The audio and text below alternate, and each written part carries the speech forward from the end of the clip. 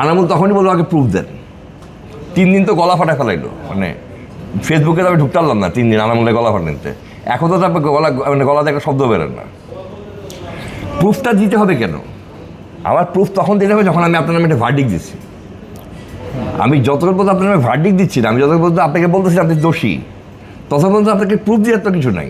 আপনাকে আমাকে সন্দেহ লাগে, আপনাকে আমি রাখি দিই। এটাকে জিনিসটাকে খুব সিম্পলভাবে এইভাবে দেখা যায়।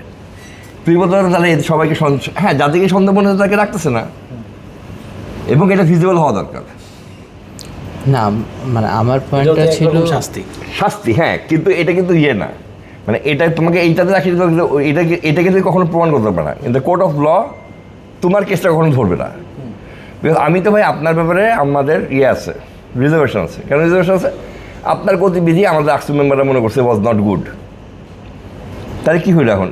এখন তো রিজার্ভেশন আছে আপনার কিন্তু আপনার গতিবিধি কখনো এরকম মনে হচ্ছে না যে আপনাকে আমরা সাসপেন্ড করতে পারি। কিন্তু আপনার গতিবিধি এরকম মনে হচ্ছে যে আপনার মধ্যে ঝামেলা আছে, আমি আপনাকে আমার টোটাল রাখলাম না। খুবই সিম্পল জিনিসটা।